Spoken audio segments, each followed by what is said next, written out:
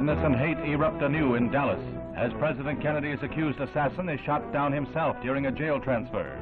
There's an ominous symbol in Lee Harvey Oswald's murder weapon as he is taken to the city jail basement where an armored car is to move him to a maximum security cell.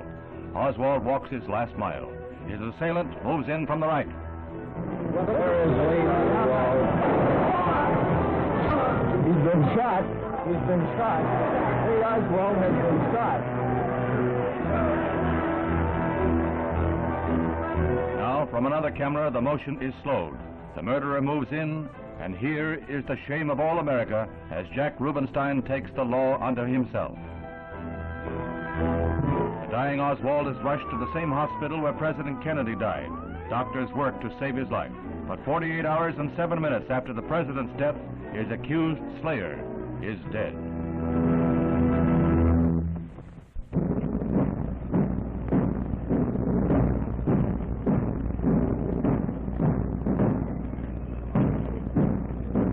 The sound of the muffled drum sweeps in melancholy waves over the hushed throng, a hush broken only by a stifled sob, a murmured prayer.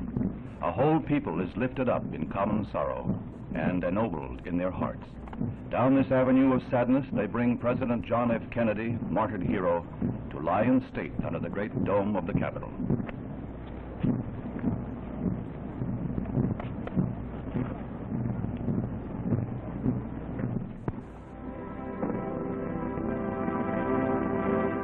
Mrs. Kennedy begins the long hours of her public grief with the courageous dignity that has marked each moment of her ordeal.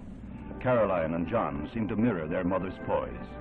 With President Johnson and Robert Kennedy, she is in the van of the mourners who will pay their respects in the historic rotunda of the Capitol.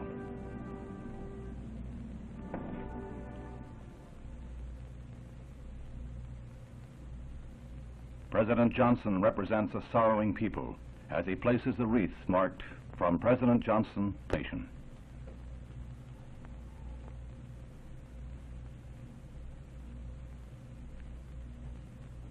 Mrs. Kennedy comes forward with Caroline in a tableau that calls for no words. Its poignancy calls only for tears.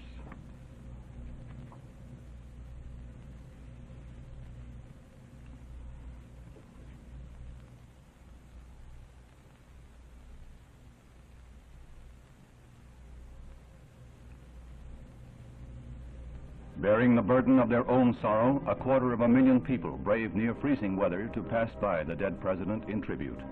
Some waited for as long as 12 hours in a line that at times stretched for 10 miles. The old, the young, the aged, the children. They became one in their grief, in the spontaneous outpouring that throws up an enduring memorial to the American spirit.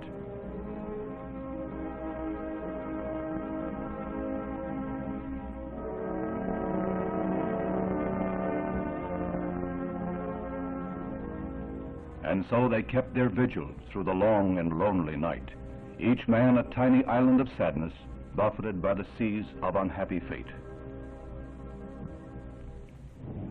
The next day, the body is borne to St. Matthew's Cathedral, with Mrs. Kennedy and the President's family walking in humble prayer behind the caisson. Not since the funeral of Britain's King Edward VII in 1910 has there been such a gathering of kings and queens, presidents and premiers. 220 dignitaries from 92 foreign lands honor the warrior who died while fighting for peace and liberty and the dignity of man. Erect and proud, Mrs. Kennedy walks the 6 long blocks with firm step yet tearful eye. At the cathedral, a pontifical funeral mass is to be said for the repose of the soul of the first Roman Catholic president, a devout man from a devout family, who today find deep solace in the solemn rites of their church. As the distinguished mourners gather in St. Matthew's, peoples of all faiths around the world join them in prayers.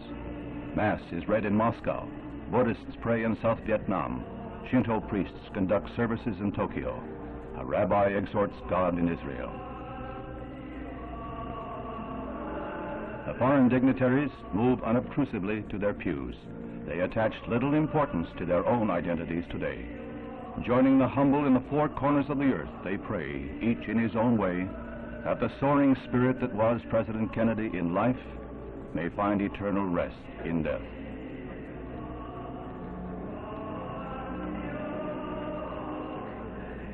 The strains of the Ave Maria reach out like a caress. Mrs. Kennedy requested it. The Ave Maria was sung at her wedding.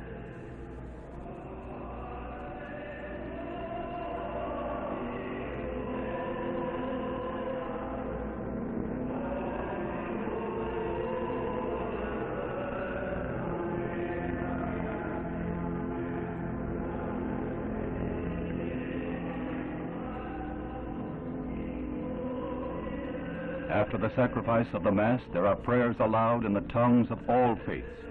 Then will come the solemn moment when the incense is tossed on hot coals and Cardinal Cushing, an old family friend, blesses the mortal remains of John F. Kennedy.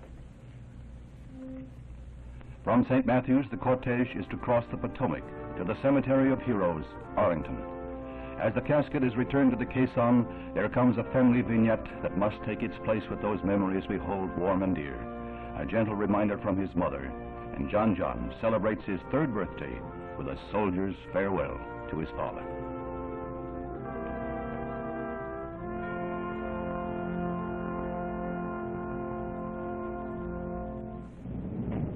No finer epitaph could be extended President Kennedy than his own words from the speech he was to deliver in Dallas the day of his assassination. We in this country, in this generation, are, by destiny rather than choice, the watchmen on the walls of world freedom. We ask that we may exercise our strength with wisdom and restraint, and that we may achieve for our time and for all time that ancient vision of peace on earth, goodwill toward men. That must always be our goal, and the righteousness of our cause must always underlie our strength. The world will remember those words of President Kennedy and his inaugural plea. Ask not what your country can do for you, but what you can do for your country.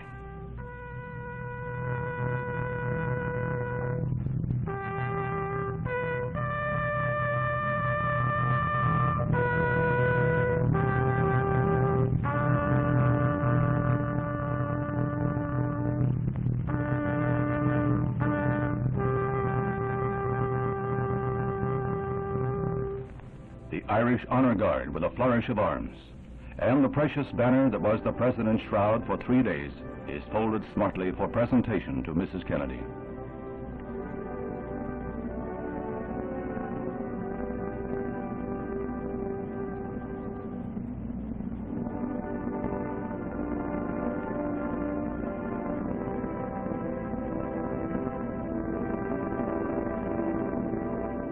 An eternal flame is lighted before the grave by Mrs. Kennedy, the first such memorial to burn in Arlington Cemetery. She is followed by the President's brothers, Robert and Edward.